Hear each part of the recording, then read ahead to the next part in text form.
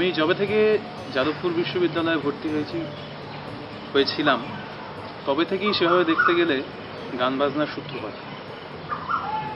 আমার আদিবাড়ি রানাঘাট, কিন্তু সেইখানে আমাকে লোকে অন্য পরিচয়ে বেশি চিনত। গান করি বা মিউজিকের সাথে যুক্ত এইরকমভাবে খুব একটা আমার পরিচয় ছিল না।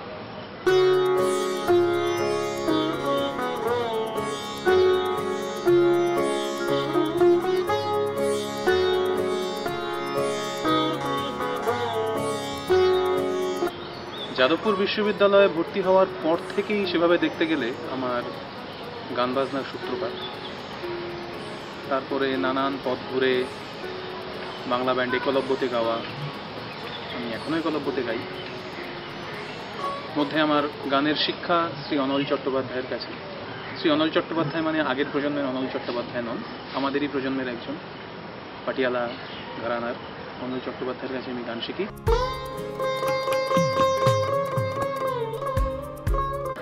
সেইভাবে দেখতে গেলে আমি মনে করি না মিউজিকের কোনো ক্লাসিফিকেশন হয়। মিউজিক একটা ওভারঅল সুপারসেট, তার মধ্যে বিভিন্ন সাবসেট থাকে, জ্যাজ, আমাদের Indian classical, south Indian classical বা আধুনিক গান বলতে আমরা যা বুঝি। তো আমার মিউজিকের পরিভাষাটাও খানিকটা সেরকম। আমি সব রকমের গান গাইতেই ভালোবাসি, সব রকমের গান শুনতে ভালোবাসি, আমার কোনো বাজ বিচার নেই। মিউজিক্যাল সব কাজেই শুরু হয় একটা ভেতরের চাওয়া থেকে। তো বহুদিন ধরেই গানগুলো আমি গাইতাম বিভিন্ন জায়গায়। তো একদিন আমার মা বলল যে গাইছিস যখন, তখন সেটাকে কেন রেকর্ড করছিস না। সেইখান থেকেই প্রথম চিন্তাটা শুরু। তারপরে কিছু বন্ধুবান্ধব পেলাম, কিছু উৎসাহী লোকজন পেলাম যারা এই কাজটাতে আমার সাথে একসাথে করতে চাইলো, এবং তারপর থেকে আমি শুরু করলাম। এবার কি হবে না হবে সেটা তো পরের ব্যাপার, কিন্তু এটুকুই বলতে পারি আমরা অত্যন্ত সততার সাথে, অত্যন্ত আন্তরিকতার সাথে এই পুরো কাজটা করছি।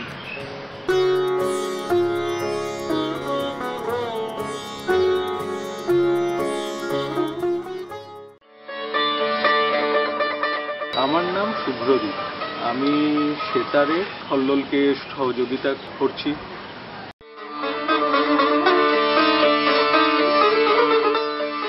এখন 8 বছরের, সেই সময় আমার শিক্ষা শুরু।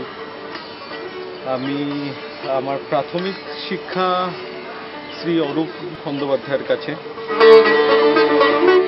এখন আমি প্রখ্যাত সেতার প্রফেসর সন্তোষ বন্দ্যোপাধ্যায়ের কাছে এখন শিক্ষা নিচ্ছি। কল্লোলের সাথে আলাপ আমার ইনস্টিটিউটের প্রফেসর অমিতাভ সরকারের থ্রুতে, সাথে কখনো প্রোগ্রাম করার সুযোগ হয়নি, কিন্তু আমরা একই স্টেজে প্রোগ্রাম হয়েছে আমাদের।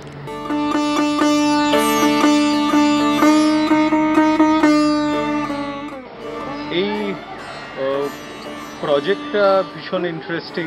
কল্লোল যখন আসে আমার কাছে এই প্রপোজালটা নিয়ে যে এই প্রজেক্টে ওর সাথে মানে আমিও থাকবো কি না, তো আমার এটা খুব ইন্টারেস্টিং লাগে ব্যাপারটা, আর সেই ইয়েতেই আমি ওর সাথে ইনভলভ হয়ে যাই।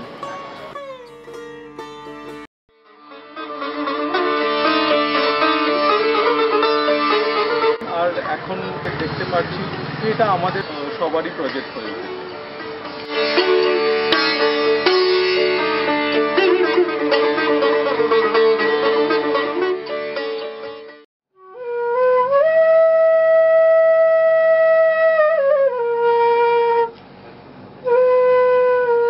বাঁশি সম্বন্ধে বলতে অনেক কথাই বলা যায়, তবে দু চার কথার মধ্যে বলতে গেলে আমার শিক্ষাটা শুরু দীর্ঘ 6-7 বছর আগে থেকে।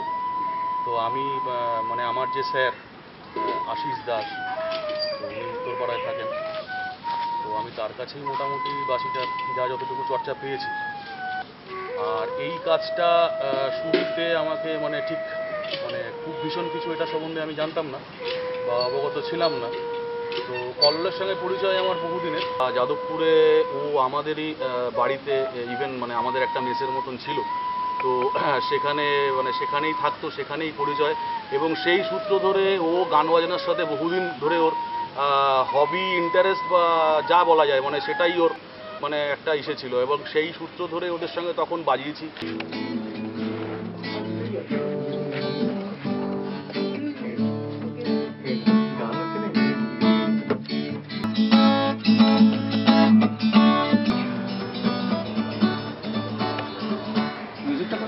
থেকেই। তো শিখেছি গিটার অরুণাভ দেবের কাছে। এটা ছাড়া মানে নিজের লাইফটাকে ভাবাটা একটু ডিফিকাল্ট। একদিন রাস্তা দিয়ে যাচ্ছিলাম, দেখলাম একটা হঠাৎ আলোর ঝলকানি, কল্লোল আকাশ থেকে নেমে এলো, এসে বললো অভিষেক আমার সঙ্গে বাজাবি।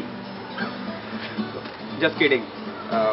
কল্লোল আর আমি একই কোম্পানিতে কাজ করি, তো একই ডিপার্টমেন্টে। তো এমনি ওই সূত্রে একে অপরের সঙ্গে পরিচয়, আলাপ। দেখলাম দুজনেরই একটা কমন প্যাশন আছে মিউজিক। এই কাজটা যে করছি এটা মোটামুটি আমাদের অনেকেরই খুবই মনের কাছের। দেখতে গেলে কোনো বাঙালির লাইফে এর অনেক সিগনিফিকেন্স আছে। এটা বাঙালিদের খুবই প্রিয় বিষয়।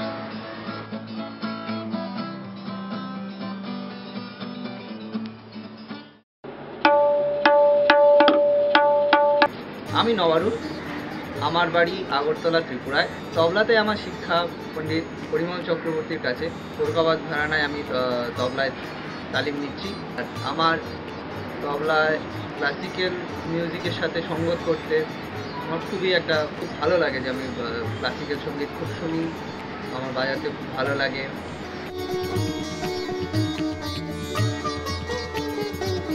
কল্লোলদের সাথে আমার আলাপ শুভ্রদীপদার বাড়িতে।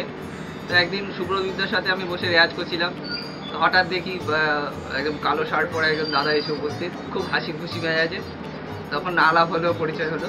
তারপর আস্তে আস্তে দাদার সাথে গজলে প্রথম সঙ্গত করলাম।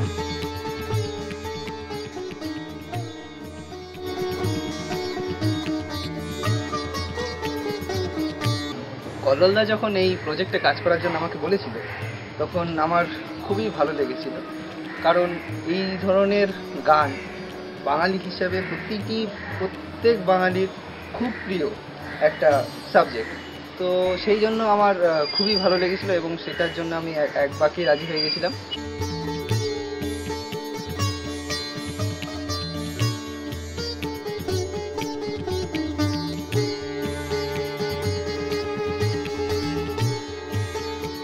এই প্রজেক্টে কাজ করে আমার খুবই ভালো লেগেছে।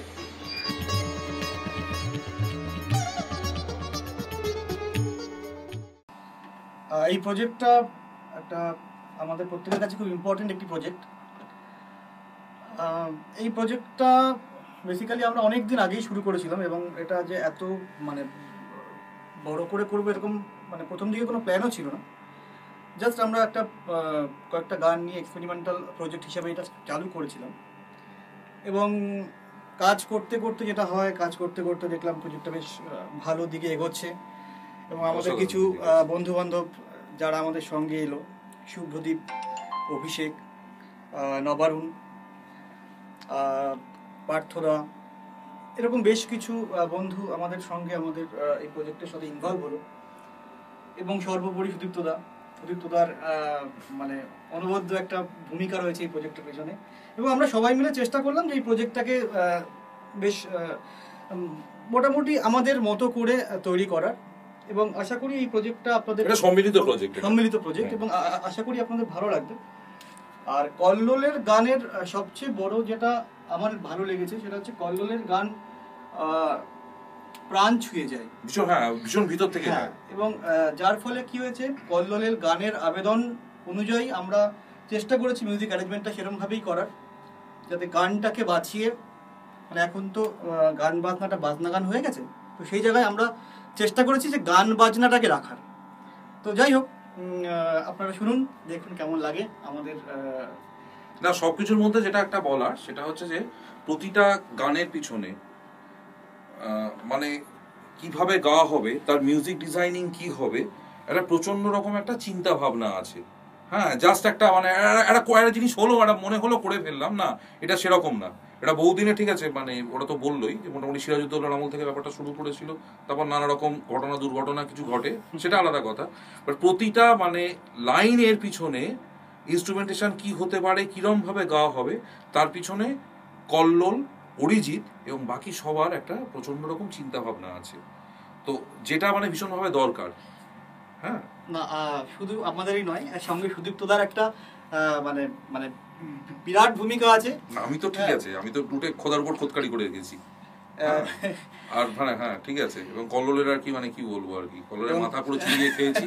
হ্যাঁ এবং হ্যাঁ না এখন হ্যাঁ এই মানে জাস্ট যে ব্যাপারটা শেষ হলো অন্তত ডাবিং প্রসেসটা, এবার মিক্সিং এর দিকে আমরা এগোবো আস্তে আস্তে।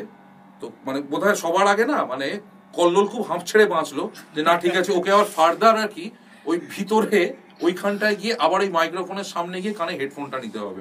He must be the happiest person in the world at this moment. ঠিক ঠিক।